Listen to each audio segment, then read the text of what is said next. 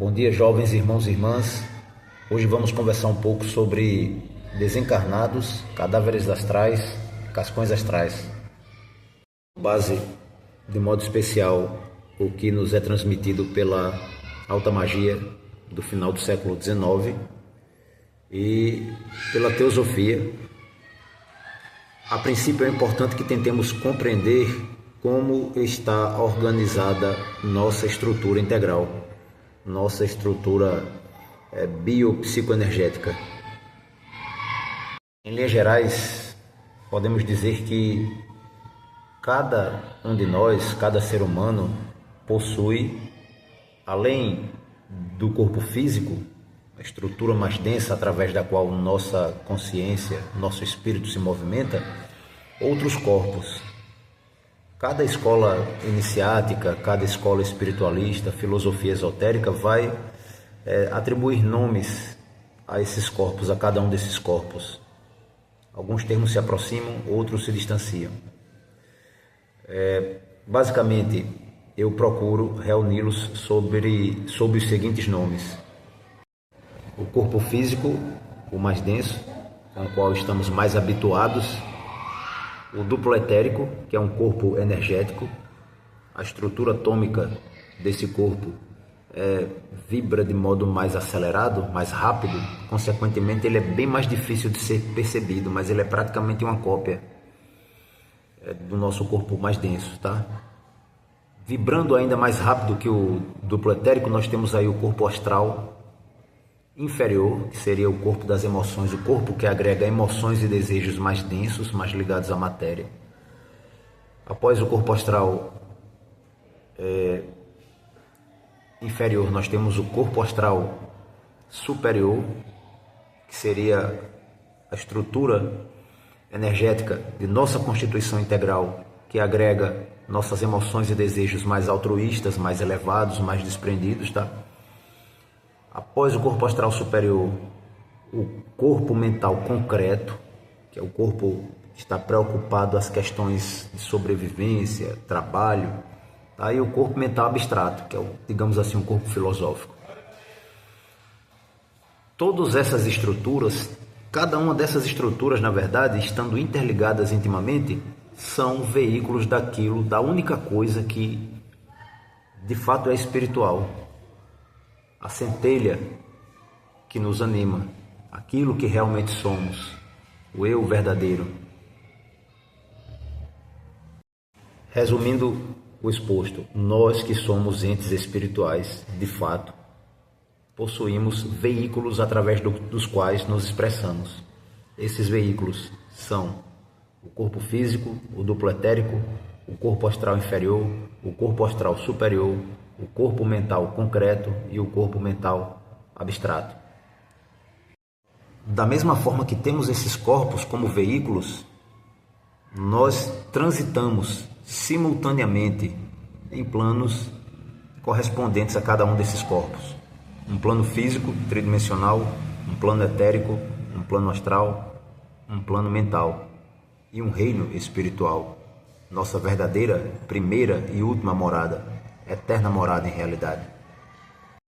De acordo com a alta magia da segunda metade do século XIX, de modo especial, conforme o que nos transmitiu o grande magista Eliphas Levi, em seu livro Dogma e Ritual da Alta Magia, após o desencarne, após a morte, a centelha espiritual que caracteriza um indivíduo pode passar por processos distintos, dependendo de como tenha sido a vida do indivíduo enquanto encarnado,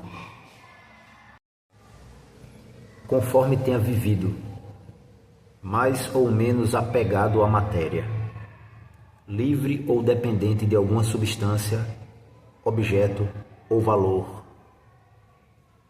tendo predominantemente exercido o altruísmo, o bem, ou maltratado, vilipendiado pessoas. Após a morte, o indivíduo passará por um processo que, embora seja, em tese, um processo comum a todos os homens e mulheres que vivem neste planeta, pode ser modificado, pode vir de modo diferente. Mas como assim diferente? Vejamos, os indivíduos livres de vícios e dependências morais, materiais, após a morte, têm seus corpos sutis, duplo etérico, o corpo astral e o corpo psíquico, volatilizado.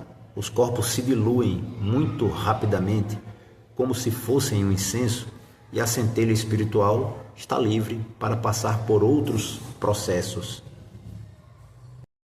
Já os indivíduos que possuem algum tipo de dependência, desde que essa dependência seja intensa, têm seus corpos sutis poluídos, consequentemente muito densos. Então, após a morte, a centelha espiritual tem dificuldade de ultrapassar essa estrutura mais grosseira de energia acumulada ao longo da vida e fica por um tempo aprisionada nos corpos sutis, que vão aos poucos se diluindo, se dissolvendo através de um processo doloroso para o ente, que a alta magia chama de segunda morte. À medida que, durante a segunda morte, os corpos sutis, densos, densificados ao longo da vida, vão se diluindo, a centelha espiritual vai se libertando. Chega o momento em que essa centelha sobe, ela leva para outras encarnações as experiências e informações adquiridas na última encarnação, tá? Mas leva aquilo que lhe é necessário para sua próxima vinda, seja a este, seja a outro planeta. E o que sobra, o que fica, sofrendo um processo de diluição no campo astral, veja bem, assim como o corpo físico está apodrecendo embaixo da terra, o corpo etérico, o corpo astral e o corpo mental, aquilo que sobra desses corpos também vai se diluindo em seus respectivos planos. Aquilo que sobra no campo astral é chamado cadáver astral. Vejam bem, o cadáver astral é uma estrutura vazia, ela não tem mais espírito, é um agregado energético em processo de diluição, dissolução. O que nós podemos encontrar no cadáver astral são restos de emoções, restos de paixões que não serviram à evolução do espírito e permaneceram ali, sendo reintegrados ao todo universal para servir, após um processo semelhante e análogo a uma reciclagem, de vestes para uma outra centelha que virá encarnar neste planeta. Tá? Mas o cadáver astral, resumindo a história, é o resto de uma alma, o resto de um corpo de desejos, em processo de diluição. Quando o cadáver astral está em seus últimos momentos, quando ele já está prestes a ser completamente dissolvido, completamente diluído, ele se chama cascão ou cascarão astral. Essa é a terminologia que os ocultistas, a teosofia, atribuem ao resto do resto de um cadáver astral. Também, por mais que sejam formas vazias, por não serem alimentados pelo espírito de um indivíduo, tanto o cascão astral quanto o cadáver astral podem ser utilizados por uma entidade espiritual que tem a ciência para isso. Uma entidade espiritual pode se apropriar da imagem de uma pessoa morta e se passar por essa pessoa. Um feiticeiro ou magista encarnado em nosso plano tridimensional também pode, se tiver ciência para isso, manipular os restos etéricos, astrais e mentais de uma pessoa desencarnada, assim como um familiar que está o tempo todo chorando ou pensando, lembrando de um ente querido falecido, pode evocar os restos astrais do ente querido. O risco que nós, espíritos encarnados que trabalhamos com espíritos desencarnados, corremos é sermos enganados ou nos enganarmos, confundindo uma entidade propriamente dita com o resto de um ente, o resto astral, o resto psíquico de um ente, o cadáver ou o cascão. Que nós podemos, neste momento, sugerir o uso ritualístico ou o simples uso medicinal, preventivo, quero dizer, durante sessões em que entidades espirituais humanas desencarnadas são evocadas, o uso de defumações específicas, através da queima de determinadas ervas. Os princípios astrais dessas ervas queimadas são liberados e tais princípios atuam sobre os cadáveres astrais, sobre os cascões astrais, assim como sobre as larvas astrais, aí é uma outra categoria de seres, tá? Dissolvendo-os. Então, se você vai iniciar uma sessão, se você vai contatar entes espirituais desencarnados, uma sugestão é que antes de você dar início à sessão, defume o ambiente. Tá? Algumas resinas, a própria améscula, alfazema, são elementos vegetais simples que podemos encontrar, inclusive em mercearias, tá? Uma defumação auxilia o bom transcurso do trabalho. Obviamente, há casos em que defumações mais fortes se fazem necessárias, tá? Uma outra sugestão é estarmos atentos ao discurso das supostas entidades que estão se manifestando em nossos trabalhos espirituais. Observe se o discurso tem lógica ou se ele é um discurso vazio, se ele é um discurso sem sentido. Se o que a entidade espiritual transmite for algo demasiadamente incoerente, irracional, sem lógica, muito possivelmente uma das três situações é possível de estar acontecendo. Ou o médium não está em condições emocionais, físicas de transmitir o comunicado,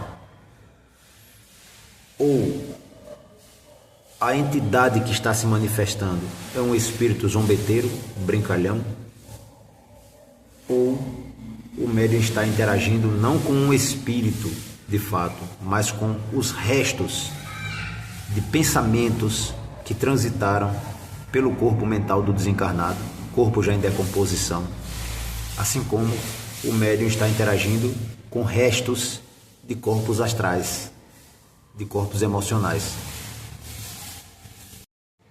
Familiares muito emocionados, liberando muita energia psiconervosa, muitas emoções, muitas dores, lástimas, muitas